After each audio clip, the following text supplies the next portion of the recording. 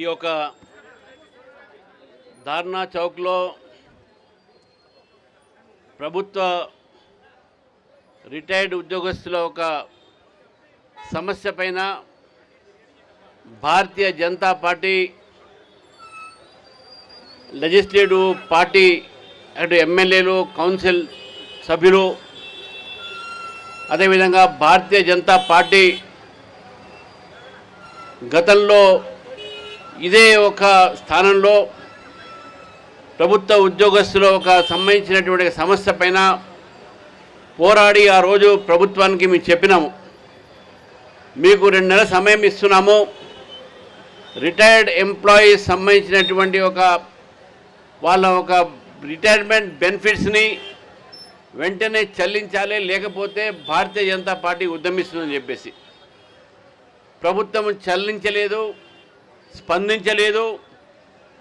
ఇంకా దాదాపు ప్రతిరోజు రిటైర్డ్ ఎంప్లాయీస్ ఒక గాథలు వింటూ ఉంటే హృదయం కరిగిపోయేటటువంటి ఒక పరిస్థితి వస్తుంది. దాదాపు 66 మంది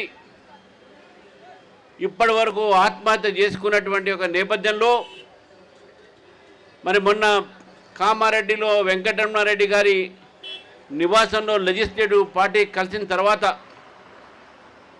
మళ్ళీ ఒక ప్రభుత్వానికి మన వాణిని మనం వినిపించాలి, ప్రభుత్వాన్ని మనం అడగాలి, ఈ ఉద్యమము కొనసాగించాలి అనేటువంటి నిర్ణయంతో మళ్ళీ ధార్నా చౌక్లో ఈరోజు ఈ కార్యక్రమాన్ని నిర్వహించడం జరిగింది. మరి ఈ కార్యక్రమంలో పాల్గొంటున్నటువంటి మా ఒక ఎమ్మెల్యే కామారెడ్డి ఎమ్మెల్యే మరి వెంకటరమణారెడ్డి గారు, మా ఎమ్మెల్సీ కొమరే గారు, మరి మాజీ BC commission chairman, MBC commission chairman, BC commission chairman Krishnamohan గారు, అదేవిధంగా శ్రీనివాస్ గారు, కృష్ణ యాదవ్ గారు, శ్రీవర్ధన్ గారు, ఎన్వి సుభాష్ గారు, వేదికని అలంకరించిన అందరూ కూడా, ఎందుకంటే సమయం కూడా చాలా తక్కువగా ఉంది కాబట్టి వేదికని అలంకరించిన మా మిత్రులందరూ కూడా పేరు పేరున నమస్కరిస్తూ పత్రికా విలేకరులకు, పత్రికా మిత్రులకు, ఇక్కడ విచ్చేసినటువంటి రిటైర్డ్ ఎంప్లాయీస్కు అందరికీ కూడా ఈ యొక్క కార్యక్రమంలో మీరు పాల్గొన్నందుకు ముందుగా మీ అందరికీ ధన్యవాదాలు తెలియజేస్తూ, మరి ఈరోజు చూస్తూ ఉన్నాం మిత్రులారు, ఈరోజు తెలంగాణలో మన ముఖ్యమంత్రి గారు గడ్డపార పెట్టి బయలుదేరారు. వారు వచ్చినప్పటి నుంచి ధన్పాల్ సునాన్ గుప్తా గారికి కూడా స్వాగతం. వారు ముఖ్యమంత్రి అయినప్పటి నుంచి ఆయన చేతిలో గడ్డపార, మిగతా మంత్రుల చేతిలో పారలు పట్టుకొని ఎక్కడ ఏ బీదవాళ్ళని కూలగొట్టాలి, వాళ్ళ ఇల్లు కూలగొట్టాలి అనే ఆలోచనతోనే బయలుదేరారు. ముఖ్యమంత్రి గాంగనే మొదలుపెట్టింది హైడ్రాతోని బీదవాళ్ళ ఇల్లు కూలగొట్టడానికి. దాని తర్వాత మూసి పక్కన ఉండి ఇల్లు కూలగొట్టడం మొదలుపెట్టారు. అది పోంగా మన గుళ్ళను కూలగొడతా ఉన్నారు. మొన్న ఖమ్మంలో వెలుగుమెట్లలో 600 కుటుంబాలు ఇల్లు కట్టుకొని పక్కా ఇల్లు కట్టుకుంటే ఆ ఇల్లు కూడా మొత్తం కూడా నిన్న నేను పోయొచ్చాను, మొత్తం కూడా పక్కా ఇల్లును కూలగొట్టడం జరిగింది. ఈ ప్రభుత్వాన్ని కేవలము కూలగొట్టడాలు లేకుంటే ఆత్మహత్య చేసుకోవడానికి పరిస్థితులు మాత్రమే నిర్మాణం చేసింది. నేను అడుగుతాను ఈ ప్రభుత్వాన్ని, మీరు అధికారంలో రాకముందు మీరు రిటైర్డ్ ఎంప్లాయీస్ కానీ గవర్నమెంట్ ఎంప్లాయీస్ కానీ పువ్వులుగానే చూసుకుంటా ఉన్నారు, ఎటువంటి కష్టం లేకుండా చూసుకుంటా ఉన్నారు. కానీ మీరు వచ్చినటువంటి 2.5 సంవత్సరాల్లో ఇప్పటి వరకు రిటైర్డ్ పెన్షనర్స్కు, రిటైర్డ్ అయినటువంటి ఒక ప్రభుత్వ ఉద్యోగస్తులకు ఒక్క పైసా కూడా మీరు రిటైర్మెంట్ బెనిఫిట్ ఇవ్వలేకపోతా ఉన్నారు. ప్రభుత్వ ఉద్యోగస్తులకు సమయానికి మీరు జీతాలు కూడా ఇవ్వలేని పరిస్థితి మీది. ఏదైనా అంటే బహిరంగంగానే నా దగ్గర డబ్బులు లేవు, నేను ఏం చేయాలి మీరే చెప్పండి అని చెప్పి ఉద్యోగస్తులు మీరు అడుగుతూ ఉన్నారు.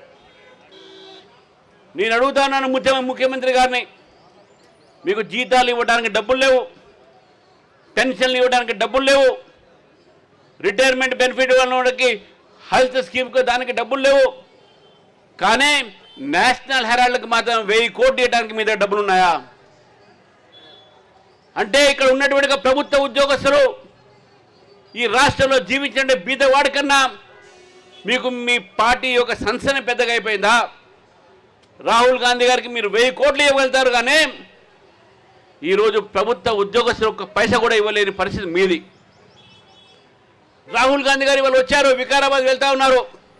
నేను రాహుల్ గాంధీ గారిని అడుగుతా ఉన్నాను, మీరు ఏ మొహంతో ఈరోజు తెలంగాణ వచ్చారు? ఆ రోజు చాలా గొప్పగా చేవల్ల డిక్లరేషన్ అన్నారు, బీసీలకు అన్యాయం చేశారు.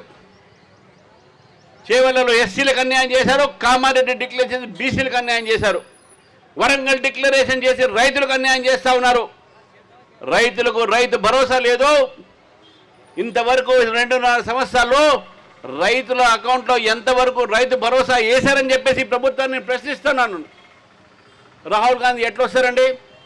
మీరు చెప్పినటువంటి 6 గ్యారంటీలు ఒక్క గ్యారంటీ కూడా పూర్తి చేయనటువంటి ప్రభుత్వము. రాహుల్ గాంధీ గారు మీ ముఖ్యమంత్రి ఇక్కడ మాట తప్పాడు కాబట్టి మీరు ఇక్కడ ఎట్లా వస్తారని చెప్పి అడుగుతా ఉన్నాను. మీకు ఏమి నైతిక అధికారం ఉంది? రాహుల్ గాంధీ గారికి నైతిక అధికారం తెలంగాణ రావడానికి లేదు. ఎందుకంటే వారి పార్టీ సంబంధించిన ముఖ్యమంత్రి మాట తప్పుతున్నారు కాబట్టి. బీదవాళ్ళ ఇళ్ళు కూలగొడతా ఉన్నాడు, రిటైర్మెంట్ బెనిఫిట్ ఇవ్వకుండా రిటైర్డ్ ఎంప్లాయీస్ యొక్క ఆత్మహత్యలు కారకులైతున్నాడు, రైతులకు రైతు భరోసా ఇవ్వకుండా వారిని ఎండబెడతా ఉన్నారు, రైతు రుణమాఫీ చెప్పేసి ఇంతవరకు రుణమాఫీ చేయలేదు. ఏ మొహంతోనే మీరు ఈరోజు తెలంగాణకు వచ్చారని చెప్పి అడుగుతాను రాహుల్ గాంధీ గారిని. మీ ముఖ్యమంత్రి మాత్రం మీకు 1000 కోట్లు ఇవ్వగలుగుతాడు, కానీ ప్రజలకు 1000 రూపాయలు కూడా ఇవ్వలేని పరిస్థితి మీరున్నారా? ఏమవుతుంది తెలంగాణ కానీ ఒకసారి మనం ఆలోచిస్తే, తెలంగాణలో గడ్డపార రాజ్యం ఉన్నది. ఈ గడ్డపార రాజ్యాన్ని ప్రజలు దీన్ని కూలగొట్టాల్సిన అవసరం ఉన్నది మిత్రులారా. ఈరోజు అనేకమైన సమస్యలు మన ప్రజలు ఎదుర్కొంటున్నారు. ముఖ్యంగా ప్రభుత్వ ఉద్యోగస్తులు నేను అడుగుతా ఉన్నాను, మీకు సమయానికి రిటైర్మెంట్ బెనిఫిట్స్ రావట్లే, మళ్ళీ ఈఎంఐ ఎట్లా కడతారు? మీరు హెల్త్ స్కీమ్లు బంద్ చేశారు. మీరు పెట్టినటువంటి ఆరోగ్యశ్రీ యొక్క హాస్పిటల్స్లో కొన్ని బకాయిలు ఇవ్వలేకపోతా ఉన్నారు. మీరు ఇవ్వలేదు, కోట్లాది రూపాయలు బకాయిలు ఉన్నారు. మరి హెల్త్ స్కీమ్ ఏ విధంగా అయితేని చెప్పేసి ఒక్కసారి ఆలోచించండి.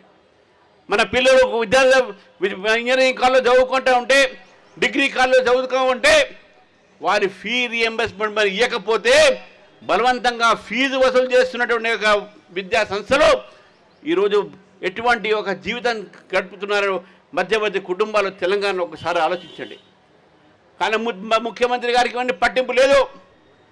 పేదోళ్ళ ఇళ్ళు కూలగొట్టడం, పేదోళ్ళ బతుకుల్లో ఈరోజు మీరు విషం పోస్తూ ఉన్నారు. పేదోళ్ళ బతుకుల్లో మీరు ఈరోజు అగ్నిని చూస్తూ ఉన్నారు. ఇదే అగ్ని రేపు జ్వాల అయిపోయి మీ ప్రభుత్వాన్ని కూలగొడుతుందన్న విషయాన్ని కూడా తెలుసుకోవాలి మిత్రులారా. ఈరోజు మీ రాహుల్ గాంధీ గారిని మీరు పిలుచుకున్నారు. ఇక్కడ ప్రజలు, తెలంగాణ ప్రజలు రాహుల్ గాంధీ గారిని అడుగుతూ ఉన్నారు. తెలంగాణ ప్రజలు రాహుల్ గాంధీని అడుగుతూ ఉన్నారు, మీరు ఇచ్చినటువంటి 6 గ్యారంటీలు ఎప్పుడు మీరు అమలు పరుస్తారు?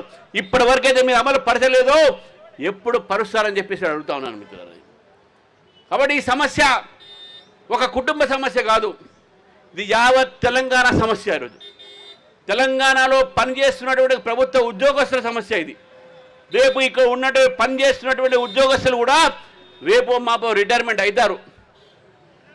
రిటైర్మెంట్ అయితే మీ పరిస్థితి ఏమి ఒక్కసారి ఆలోచించండి.